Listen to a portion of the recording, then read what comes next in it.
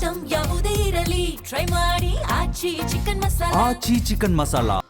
ಮೈಸೂರು ದಸರಾ ಆಚರಣೆಗೆ ಸರ್ಕಾರ ಸಿದ್ಧತೆಯನ್ನು ಆರಂಭ ಮಾಡಿದೆ. ದಸರಾ ಸಿದ್ಧತೆಯ ಕುರಿತಂತೆ ಇವತ್ತು ಮುಖ್ಯಮಂತ್ರಿ ಡಿ ಕೆ ಶಿವಕುಮಾರ್ ಅವರು ಪೂರ್ವಭಾವಿ ಸಭೆಯನ್ನು ನಡೆಸ್ತಾ ಇದ್ದಾರೆ. ರಾಜ್ಯದಲ್ಲಿ ಬರದ ಛಾಯೆ ಇದೆ ಎನ್ನುವ ಕಾರಣಕ್ಕಾಗಿ ಮೈಸೂರಿಗರು ಈ ಬಾರಿ ದಸರಾ ಹಬ್ಬವನ್ನು ಅತ್ಯಂತ ಅದ್ಧೂರಿಯಾಗಿ ಆಚರಣೆ ಮಾಡೋದು ಬೇಡ ಎನ್ನುವ ಮನಸ್ಥಿತಿಯಲ್ಲಿದ್ದರು. ಆದರೆ ಇದೀಗ ಮಳೆ ಆರಂಭ ಆಗಿದೆ. ಒಂದು ರೀತಿ ಖುಷಿ ಇದೆ, ರೈತರ ಮುಖದಲ್ಲಿ ಮಂದಹಾಸ ಇದೆ. ಈ ಬಾರಿಯೂ ಕೂಡ ಅದ್ಧೂರಿ ದಸರಾ ಆಗಬಹುದು ಎನ್ನುವ ನಿರೀಕ್ಷೆ ಇದೆ. ಇವತ್ತು ವಿಧಾನಸೌಧದಲ್ಲಿ ಕಾನ್ಫರೆನ್ಸ್ ಹಾಲ್ನಲ್ಲಿ ಮಹತ್ವದ ಸಭೆಯನ್ನು ನಡೆಸಲಾಗುತ್ತೆ. ಮಧ್ಯಾಹ್ನ 3 ಗಂಟೆಗೆ ಈ ಸಭೆ ನಡೆಯುತ್ತೆ.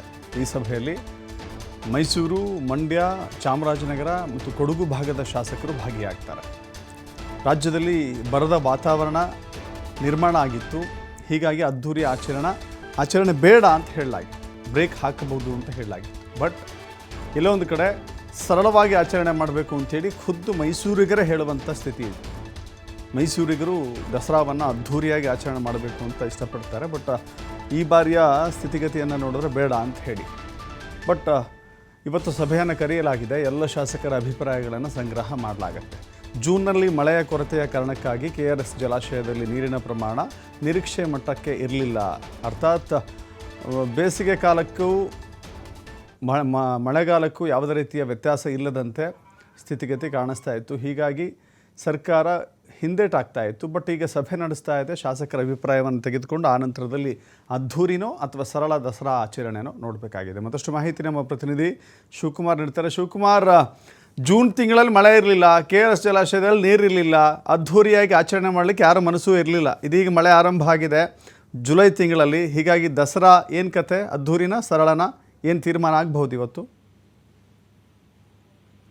ಇವತ್ತು ಮುಖ್ಯಮಂತ್ರಿಗಳ ನೇತೃತ್ವದಲ್ಲಿ ದಸರಾ ಪೂರ್ವ ಸಿದ್ಧತಾ ಸಭೆಯನ್ನ ಕರೆಯಲಾಗಿದೆ. ಮಧ್ಯಾಹ್ನ ವಿಧಾನಸೌಧದಲ್ಲಿ ಸಭೆಯನ್ನ ನಡೆಸಲಾಗುತ್ತೆ. ಸಭೆಗೆ ಮಂಡ್ಯ, ಮೈಸೂರು, ಚಾಮರಾಜನಗರ ಹಾಗೆ ಕೊಡಗು ಭಾಗದ ಜನಪ್ರತಿನಿಧಿಗಳು, ಏನು ಶಾಸಕರಿದ್ದಾರೆ, ಸಂಸದರಿದ್ದಾರೆ, ರಾಜ್ಯಸಭಾ ಸದಸ್ಯರು ಹಾಗೆ MLCಗಳಿದ್ದಾರೆ, ಆ ಎಲ್ಲರಿಗೂ ಕೂಡ ಸಭೆಗೆ ಕರೆಯಲಾಗಿದೆ. ಸಭೆಯಲ್ಲಿ ಅವರ ಅಭಿಪ್ರಾಯಗಳನ್ನ ಪಡೆಯಲಾಗತ್ತೆ. ಯಾಕಂದ್ರೆ ಈಗ ಜೂನ್ ತಿಂಗಳು ಮುಗಿದ್ರು ಕೂಡ ಮಳೆ ಬಂದಿರಲಿಲ್ಲ.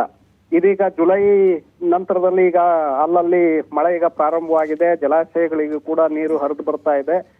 ಜೂನ್ ನಲ್ಲಿ ಬರ್ಬೇಕಾದಂತ ಮಳೆ ಬರದೇ ಇರೋ ಹಿನ್ನೆಲೆಯಲ್ಲಿ ಡ್ಯಾಮ್ಗಳು ಕೂಡ ಖಾಲಿ ಆಗ್ತಾ ಇತ್ತು. ಕುಡಿಯೋ ನೀರಿಗೂ ಕೂಡ ಸಂಕಷ್ಟ ಎದುರಾಗುವಂತಹ ಸಂದರ್ಭಗಳು ಎದುರಾಗಿತ್ತು.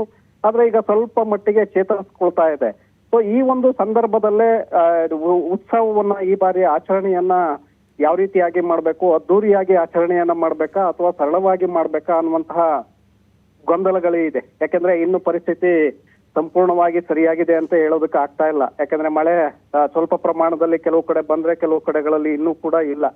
ಹಾಗಾಗಿ ಅದ್ದೂರಿ ಆಚರಣೆಯನ್ನ ಮಾಡಿದ್ರೆ ಬೇರೆ ತರ ಸಂದೇಶ ಹೋಗುತ್ತೆ ಜನಸಾಮಾನ್ಯರಿಗೆ ಅನ್ನುವಂತ ಕಾರಣಕ್ಕೆ ಈಗಾಗಲೇ ಸಾಕಷ್ಟು ಅಭಿಪ್ರಾಯಗಳು ಕೂಡ ಈಗಾಗಲೇ ಸರ್ಕಾರಕ್ಕೆ ಬರ್ತಾ ಇದೆ. ಸರಳವಾಗಿ ಈ ಬಾರಿ ಆಚರಣೆಯನ್ನ ಮಾಡಿ, ಅದ್ದೂರಿ ಆಚರಣೆ ಬೇಡ, ಈ ಬಾರಿ ರೈತರು ಸಂಕಷ್ಟದಲ್ಲಿದ್ದಾರೆ ಅನ್ನುವಂತ ಅಭಿಪ್ರಾಯಗಳು ಕೂಡ ಈಗಾಗಲೇ ದೂರುಗಳು ಬರ್ತಾ ಇದೆ. ಸೊ ಆ ಕಾರಣಕ್ಕೆ ಇವತ್ತು ಎಲ್ಲರ ಒಂದು ಅಭಿಪ್ರಾಯವನ್ನ ಪಡೆದು ಯಾವ ರೀತಿಯಾಗಿ ಆಚರಣೆಯನ್ನ ಮಾಡ್ಬೇಕು, ಮತ್ತೆ ಯಾರು ಅದರ ಉಸ್ತುವಾರಿಯನ್ನ ತೆಗೆದುಕೊಳ್ಬೇಕು ಅನ್ನುವಂತ ನಿಟ್ಟಿನಲ್ಲಿ ಚರ್ಚೆಗಳನ್ನ ಮಾಡ್ಲಾಗತ್ತೆ. ಯಾಕಂದ್ರೆ ಈಗ ಯತೀಂದ್ರ ಅವರು ಇರೋದ್ರಿಂದ ಮೈಸೂರು ಅವರ ನೇತೃತ್ವದಲ್ಲೇ ಉಸ್ತುವಾರಿ ಸಮಿತಿಯನ್ನ ಮಾಡಿ ಅವರ ಮೂಲಕನೇ ದಸರಾ ಆಚರಣೆ ಮಾಡ್ಬೇಕು ಅನ್ನುವಂತ ಚರ್ಚೆಗಳು ಇದೆ. ಸೊ ಆ ಕಾರಣಕ್ಕೆ ಅದರ ಬಗ್ಗೆ ಇವತ್ತಿನ ಸಭೆಯಲ್ಲಿ ಎಲ್ಲರ ಅಭಿಪ್ರಾಯವನ್ನ ಪಡೆದು, ಶಾಸಕರು, ಸಂಸದರು ಹಾಗೆ MLCಗಳ ಅಭಿಪ್ರಾಯವನ್ನ ಪಡೆದು, ಆ ಭಾಗದ ಮುಖಂಡರು, ಅಧಿಕಾರಿಗಳಿಂದ ಮಾಹಿತಿಗಳನ್ನ ಪಡೆದು ಅಂತಿಮವಾಗಿ ಸರಳವಾಗಿ ಆಚರಣೆಯನ್ನ ಮಾಡ್ಬೇಕಾ ಅಥವಾ ಕಳೆದ ಬಾರಿಯಂತೆ ಅದ್ದೂರಿಯಾಗಿ ಆಚರಣೆಯನ್ನ ಮಾಡ್ಬೇಕಾ ಅನ್ನುವಂತ ನಿರ್ಧಾರವನ್ನ ಇವತ್ತಿನ ಸಭೆಯಲ್ಲಿ ತೆಗೆದುಕೊಳ್ಳಲಾಗತ್ತೆ ಸರ್. Thank you Shivakumar.